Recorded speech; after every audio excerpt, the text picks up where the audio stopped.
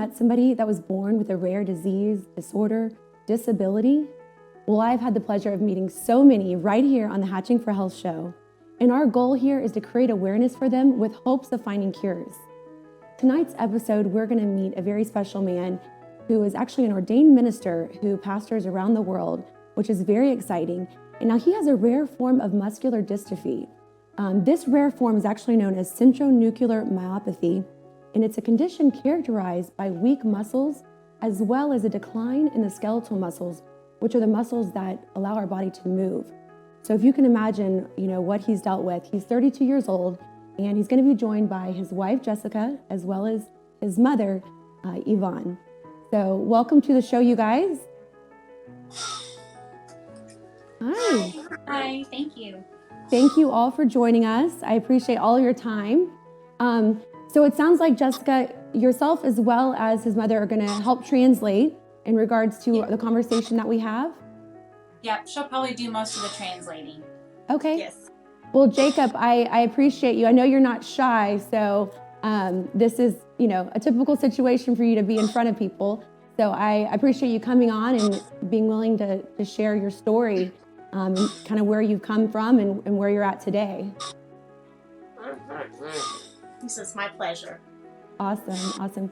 So I read a little bit about your background, and I was, obviously we know that, you're a miracle based on the circumstances from birth to now, with being told from birth that, 2 years was what your parents were given as far as how long they expected you to live.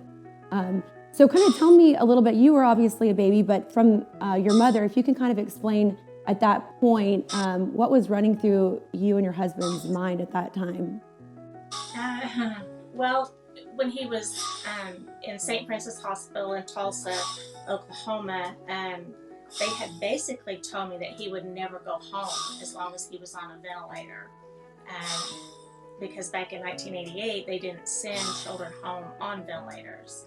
Since then, we've come up with better, ventilators and stuff that can be used at home. But they kept on, and they finally sent him home in January of 1989. He was 3 months old. He was born in Joplin, sent home. We went back to Joplin, then he was transferred to Tulsa. Okay. It's just a miracle that he survived the 11 days. When he was 11 days old, he was placed in the pediatric intensive care unit in St. Francis. Okay. And that quit breathing. And so... Did they have him diagnosed at birth with this type of rare? No, he actually was not diagnosed until he was 7 years old. Okay. We had read a lot of information. I had read some things in it. They used to have what they call Exceptional Parent magazine, where they had like a parent search, and I just read articles, and just through a number of different things, when we went back for a checkup, I asked the neurologist, could he have this? And he said, well, they'd done muscle biopsies and thousands of blood tests and everything when he was a baby. And he said, well, it's possible. So when he went back in for a minor surgery that he had to have some teeth removed, they did another muscle biopsy. And that's when they found, when he was 7, that he had the centronuclear myopathy. Okay, so you said what exactly was that kind of led to the specific diagnosis? It was... well, I had read an article in Exceptional Parent magazine with a mom describing like all of the traits that describe Jacob to a T, where he was, low muscle tone, couldn't eat by mouth, couldn't swallow. Yes, she's actually in Houston. There's another young man. He's just a little bit younger than Jacob that has the same type of muscular dystrophy, but not until 2012 did we find out that Jacob's mutation is on a different gene than his. There's like 5 different genes that fall under the category of the centronuclear myopathy, and Jacob's mutation is on the RYR1 gene.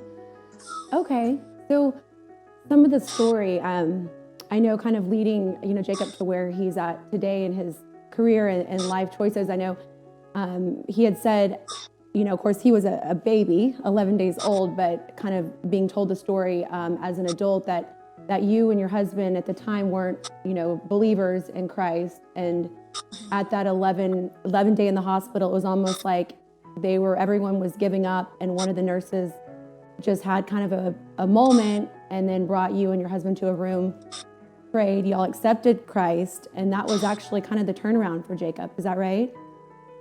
Yes, it was. It was, and I fully believe, like, if we hadn't have done that Jacob would be with us today. Yeah. So, which is it's a true miracle, and those come from God. So I'm a Christian myself, so I wanted to kind of touch on that story because I think it's very important for everyone to know from the viewer's aspect. And because not only are we learning about his rare disorder, but also kind of the path that he's taken, which I'm sure helps so many people. And he's got a beautiful wife next to him as well. So you're doing something right there, Jacob. Yeah. So tell me a little bit. I do want to kind of talk about, you guys travel as a pastor. So tell me a little bit about that, Jessica or Jacob, and if you can translate for him. What we do is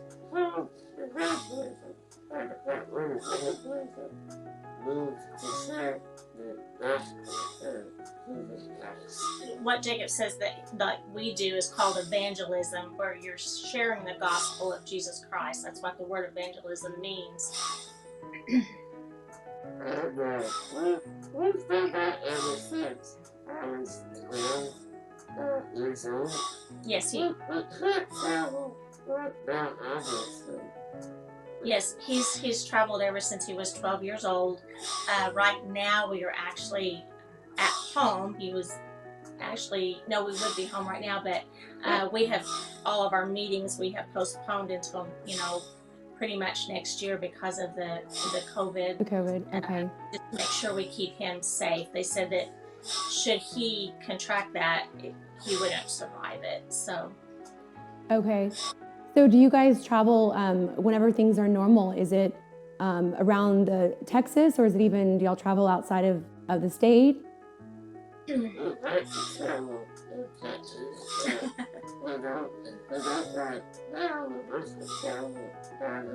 Yeah, Jacob said we'd love to travel to Texas, but most of his meetings are, on the east.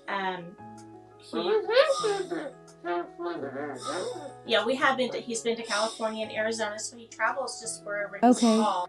Because you guys are actually, correct me, you guys are based out of Oklahoma, is that right? Yes. Okay. And I've not heard of it, Miami, Oklahoma, so that's an interesting city to live in. I looked, I was like, oh, Miami, oh, not Miami, Florida. So that's where the Jacob Berry Ministries is there in Oklahoma. Yes. Okay. So tell me about just day to day, like, I'm pretty sure, so you have to be in a wheelchair. So tell me, Jessica, kind of like what y'all's routines are on a day-to-day basis living with this disorder. Yeah, so when we wake up in the morning, we call it our morning routine. We'll wake up and I'll go fix his breakfast, or his mom will have it already fixed. And it's just we call it his milk, but it's just a liquid form of nutrients and calories and everything that he needs, and all of his medication. And we give that, and he eats through his feeding tube and a Mickey button in his stomach. And then we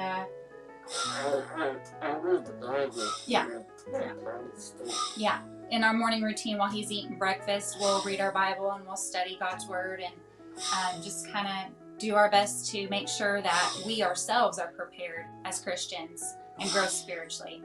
And then after that, we get up and we just do the getting ready routine, and that's him taking a bath and getting ready and just doing the normal brushing your teeth, brushing your hair type of getting ready stuff. So and then he'll get up and get dressed, and then we go about our day. And sometimes that's Jacob writing a sermon, or writing for a book, or writing a newsletter, or whatever that means for our ministry. And we just spend a lot of time together, especially while we're home right now. We spend a lot of one-on-one time together and just do our best to. Of course.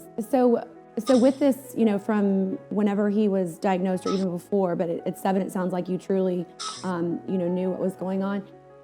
What does that look like? I mean, was it he was able to walk and then slowly, like based on the atrophy of the muscles, he had to go into a wheelchair? Or was it gradual, or was it all of a sudden he was confined to having to be in a wheelchair? No, he's always been low tone. He's actually been on the ventilator since he was 11 days old. So he started actually driving a wheelchair when he was 2 years old. So Wow. we put him in a motorized chair when he was 2, and he's been going ever since. So That's incredible. So tell me about, even though he's not needing the use, of the legs for walking, is there still physical therapy and stuff that you guys partake in, for any of the rest of the muscles, or is that not, I guess, a necessity right now? We used to, but with our family, I didn't work out. he said we used to. He said, but now that we're traveling, he said I get a workout preaching. But when he was in school, he went to therapy 3 days a week, physical therapy, and then he also had speech therapy 3 days a week. Okay. And basically it's just kind of stretching and making sure that he's doesn't get any more contractures. I mean, of course, setting like he does, he's going to have some. There's no one you can do about that. So. But he has movement. You have movement in your hands, as well as like full movement in your arms. Okay. So really all of and then your neck and stuff. So it's really just from the waist down that Yeah, and he actually has movement with his legs and everything. He's just very weak. Okay, that's great. It's just like somebody that's just not very strong. This type of muscular dystrophy, it affects every muscle. I mean, even with the eyes, he doesn't have the tracking, and swallowing, breathing, just the whole mechanics of moving. It's just somebody that's just a weak person is all it is. Yeah, no, of course. We're going to take a quick break. When we come back, I want to, learn more about kind of the doctor visits as he's grown up into this adult age, and just kind of talk more about, understanding exactly this disorder. So we will be right back with you after this quick commercial break.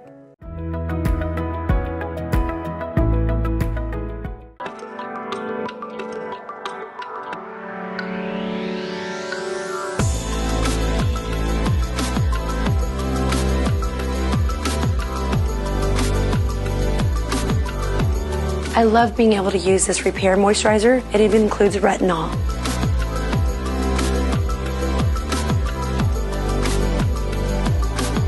And the last cool product I love to finish with is the Glow Serum.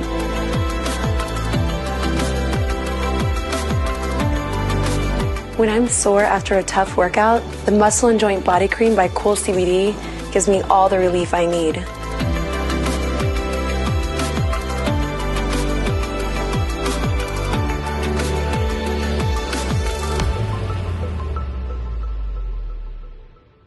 Hi, Jessica here. We are in our sleep center on the second floor of Infinity, and I wanted to show you a little bit about what we have here and what to expect when you come and have a sleep study. We have a lovely setup here for you so you can feel comfortable and feel right at home. Our technician will walk you up and he will connect you to all of the electrodes so that he is able to get the correct diagnosis while you sleep. So if you are having any sleep problems, please come visit us at Infinity so we can help you and put you on a pathway to better sleep. Being diagnosed with a scary-sounding disease can be frightening. Imagine what it's like for your child. There are over 7,000 rare diseases around the world affecting children. Join me, Jessica Hatch, along with leading experts to help break down medical lingo, explain why and what their little bodies are feeling. Real faces, real stories, and expert advice.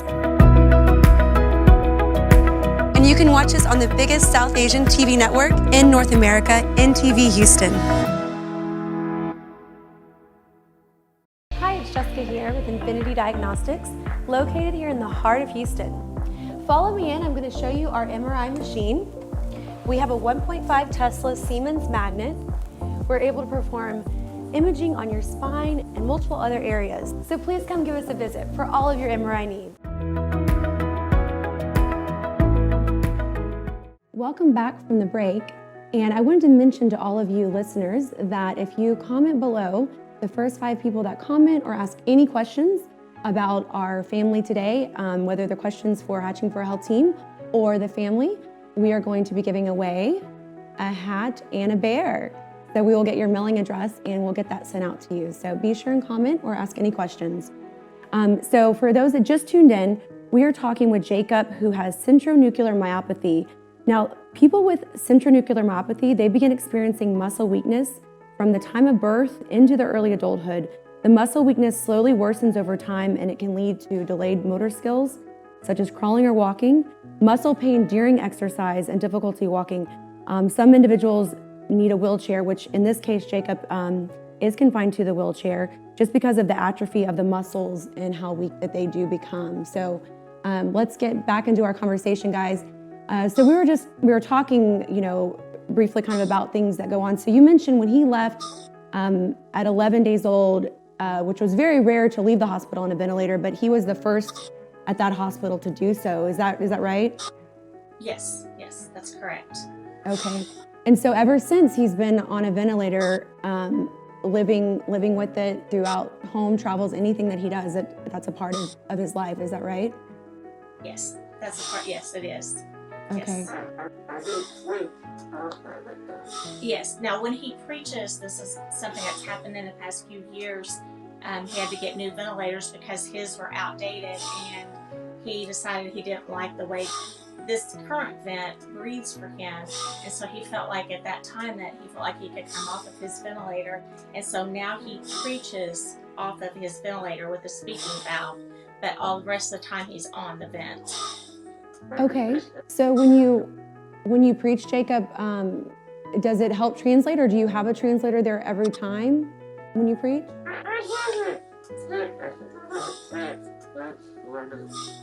Yeah, I translate for him every time. I just want the message to get across clear. That way there's no excuses. He just wants the message to get across clear. That way there's no excuses that somebody can say, well, I didn't understand him or something like that. There you go. Exactly. I know I listened to some of the conversations that y'all had, it's posted, I believe, on YouTube, or Grace had shared it with me, but when you listen to you enough, I was starting to pick up on like what you were saying. And so if I were, one of the people following you and your messages, I would assume that they start to understand, obviously the perfection of it with a translator, but yeah, you can start to pick up on it. So right now, are y'all doing services from home and having people tune in that way, or what's the situation now?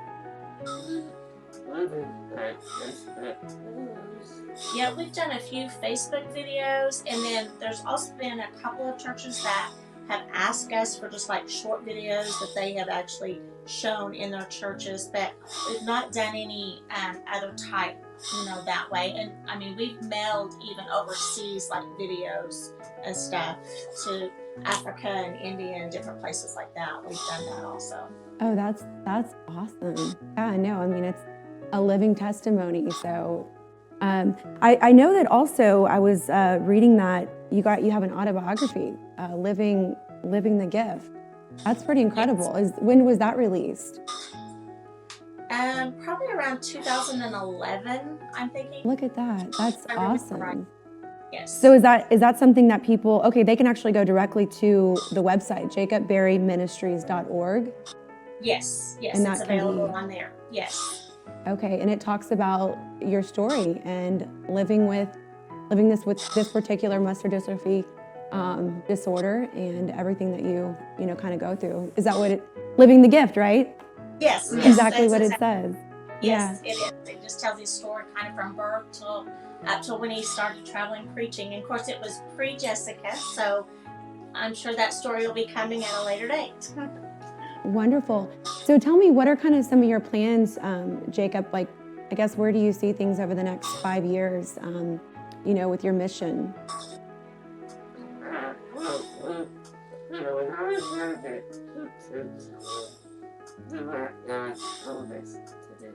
He always wants to continue to preach and do what God has called him to do. would like to eventually do like teaching in another sports. He said one day I'd like to preach in stadiums because I love sports. I love the lessons. Oh yeah, and he does love his favorite baseball team is the Houston Astros. Oh, great. That's awesome. And I also love to do it outreach type thing for his kids. Yeah, he also likes to do like an outreach for medical things that, like, there's times where insurance won't cover things that he would love to be able to do an outreach to help families, be able to do things like that maybe would help a child on a, day-to-day basis. Yeah, that's one of the things with Hatching for Health. So we, obviously it's creating awareness with hopes of, finding cures for certain disorders. But additionally, we are a 501c, so any funds that we are able to raise, they go to situations like that where maybe we have a family on and we learn that, insurance isn't covering, part of their medical care. So that's a huge, I don't want to call it a problem, but it's very common, especially with the more and more rare diseases that are out there. Insurance doesn't have a way to identify, how to cover it because it's so new and rare, to the insurance organization. So are most people, how rare is your particular case, the centronuclear myopathy? I kind of had to read up on that myself because, like I said, he wasn't diagnosed until he was 7. So we're kind of already out there doing our own thing. And so I didn't really get into a lot of the research and things like that. But from what I read with the RYR1, there is like less than 50 known cases. Oh, wow. And with Jacob's being like onset at birth, it is even more rare than that. He's like one of, maybe 10 at the most. Goodness, So. yeah, so for those that are out there, are they all, would you say, on ventilators, or is that maybe going further than you would know? It kind of varies, especially with the RYR1 gene. Some can even be walking. Originally, we had thought Jacob had the what they call myotubular myopathy, which is centronuclear myopathy. It's just a different genetic mutation, because he had what they call the phenotype. All his physical onset at birth resembled more of the myotubular myopathy gene, or the MTM gene. But they recently did, I think it was in 2012, did the genetic testing, and everybody pretty much in the medical and that did research on this particular muscular dystrophy were pretty shocked that he did not. The genetic mutation was not on the MTM gene, but rather the RYR1 gene. Oh. So yeah, so much awareness to it, like across the board. So Jacob, how did you meet Jessica? Was this in church or in the community? I met Jessica. I did a revival type service from the campus. He did a revival type service called camp meeting. And Jessica did play sang before I preached in that play. And then Jessica's youth group sang the night before he preached, and that's where he first met her. And then I just think a whole lot of it. So I just met her, and I didn't think a whole lot of it.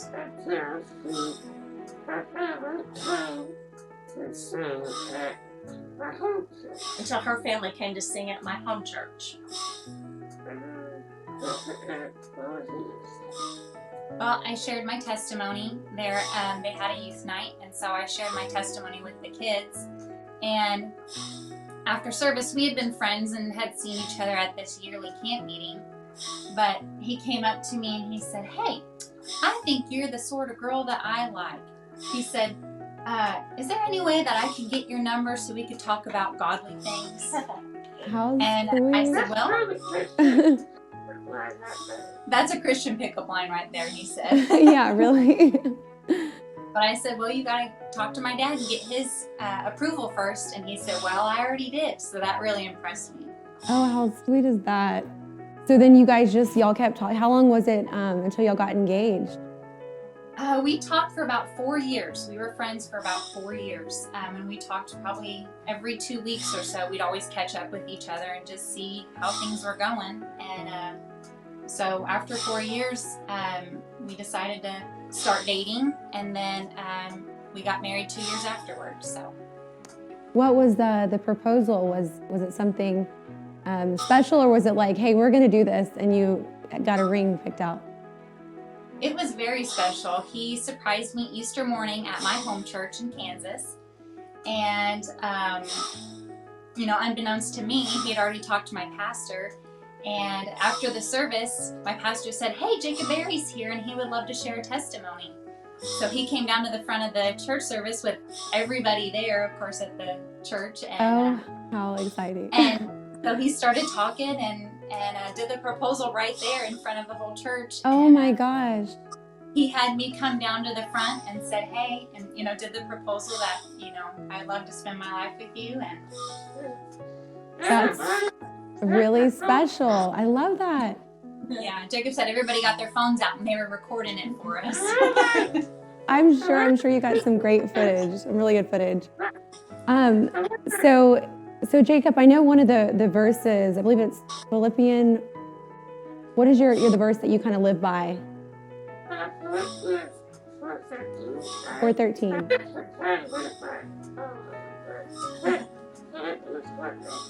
He said Philippians 4:13. He said, I actually try to live by all of them, but that's kind of what when he was young. Yeah, it's just interesting. That's one of my favorite ones. I've always had it on like a little plaque.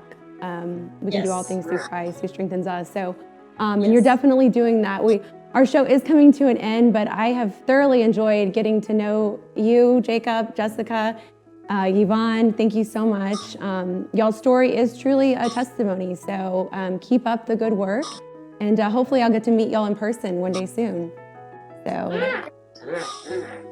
and I'll have to go online and follow you if you got social media, but also we'll post where your book can be purchased, so others can also read about your story. So thank you all, and thank you all Hatching for Health fans for tuning in tonight. We will see you next Tuesday night at 7:30 p.m. Have a blessed week.